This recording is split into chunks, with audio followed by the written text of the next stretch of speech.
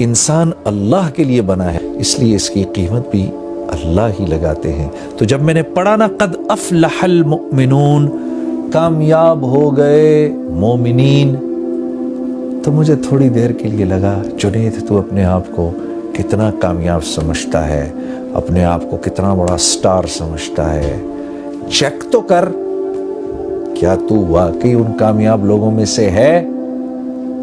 کیا تو واقعی اتنا کامیاب ہے جتنا کامیاب تو اپنے آپ کو سمجھتا ہے؟ تو میں نے ان اگلی 10 آیتوں کو پڑھنا شروع کیا کہ یہ آیتیں کیا کہہ رہی ہیں۔ قد افلح المؤمنون، بالتحقیق مومنین کامیاب ہو گئے۔ اب یہ مومنین ہیں کون؟ یہ تو دیکھیں۔ تو ان کی پہلی صفت کیا ہے؟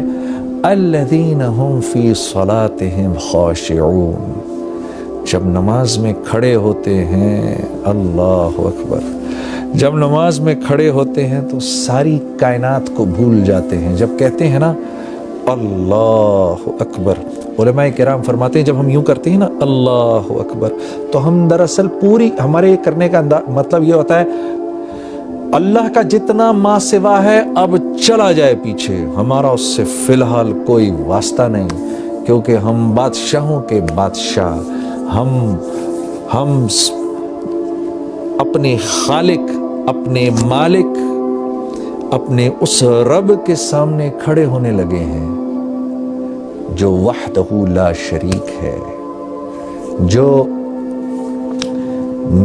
واحد ہی نہیں ہے، وہ احد ہے۔ واحد ایک کو کہتے ہیں، احد اس کو کہتے ہیں جو ایک بھی ہو اور جس جیسا دوسرا ہو ہی نہیں سکتا۔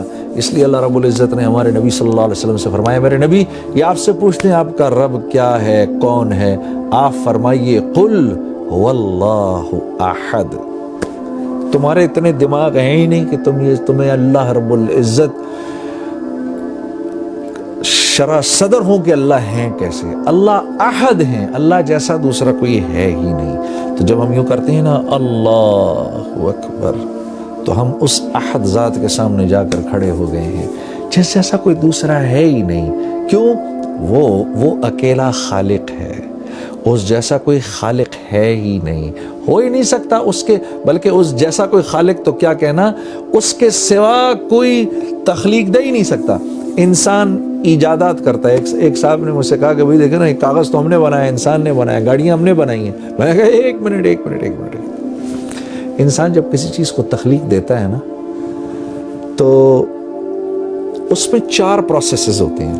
انسان کی تخلیق میں 4 پروسیسز ہیں، جن میں سے 1 2 3 اللہ کے ہیں، 1 انسان کا ہے۔ اللہ کے 3 پروسیسز کیا ہیں؟ جو چیز انسان نے تخلیق کی ہے اس کے انگریڈینٹس کا بنانے والا ایک اکیلا اللہ ہے۔ پہلی بات یہ۔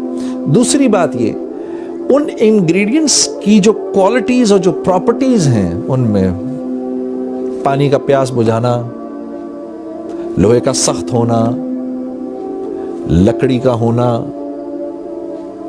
زہر کا فیٹل ہونا، یہ جو کوالٹیز ہیں نا، جن چیزوں کو انسان ملا رہا ہے، ان چیزوں کی کوالٹیز بھی انسان کی بنائی ہوئی نہیں، اللہ کی بنائی ہوئی، اس میں اللہ کی ڈالی ہوئی۔